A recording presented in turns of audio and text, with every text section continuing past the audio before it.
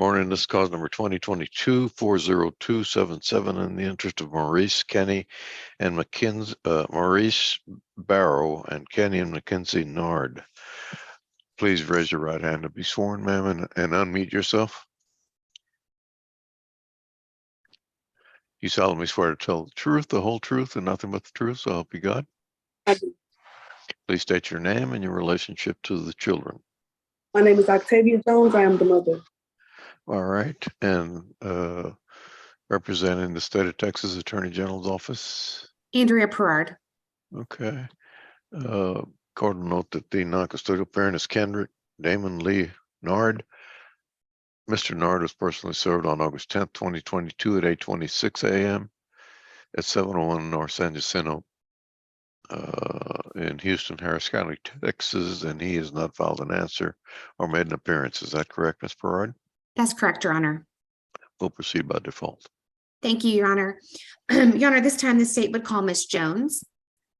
Ma'am, in regards to the paternity of the child Maurice first, is it your testimony today that Mr. Nard is the biological father of the child Maurice Cornell Barrow? Yes, ma'am, it is. Okay. Now, there was a prior exclusion as to the child Maurice. And so once that other exclusion has occurred, is it your testimony to today that this is the only other person that could possibly be the father of the child Maurice? Yes, ma'am, it is. Now, you were asking for the child's name to be changed, but because he's over 13 years old, we cannot change that in this court order without his agreement. But you understand that that can be changed later on through a private action by you and the child. Is that your understanding? Yes, ma'am, that is my understanding. Okay. Now, as to the paternity of the other two children, Kenny and Mackenzie, is it your testimony today that Mr. Nard is the only person that could possibly be the father of the child of those two children? Yes, ma'am, it is.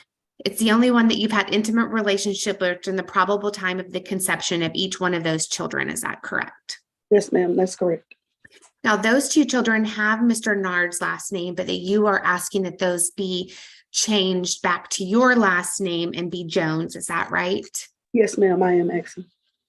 And that is based on the fact that he has not had a consistent relationship with those two children. Is that right? Yes, ma'am. Now, in regards to conservatorship, you have no objection to being named joint managing conservator with Mr. Nard, with you designating the residence with a geographic restriction to Harris and contiguous counties. Is that your understanding and agreement? Yes, that's my understanding, and I also agree with that. And in regards to possession and access, you have no objection to a standard possession order being entered in this case. Is that correct? That's correct. Now, there will be a pickup and drop-off location at the Walmart on 3550 Farm to Market Road. Is that correct? Yes, that's correct. And that is because you've asked for a non-disclosure finding in this case as to the fact that you have a current protective order against an Alicia Green, who is the current girlfriend or partner of Mr. Nard. Is that right? Yes, ma'am, that's right. And in fact, there is a criminal conviction in which Ms. Green has been placed, has been given probation for violating that protective order. And that protective order has been extended because of her violations of that, correct? Correct.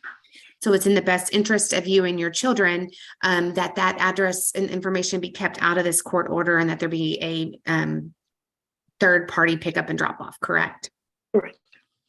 Also, you have requested that any possession and access for the children not be held not be able to have contact with the children because of that restraining order, protective order, and criminal conviction of Miss Green, who's in a relationship with the father, correct? Correct. Okay. Now, as for current wage information, we've been unable to confirm an employer but for Mr. Nard. So we are using the minimum wage presumption to set child support. Is that your understanding? Yes, ma'am.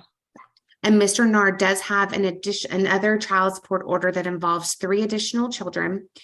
And how are these 3 children covered by insurance? My children, my 3 children? Yes. Medicaid. Okay, we're going to order you to maintain that government medical assistance, and we'll be requesting that Mr. Nard reimburse the state at a rate of $56 beginning December 1st of 2022. Is that your understanding and agreement? Yes, ma'am. And I agree.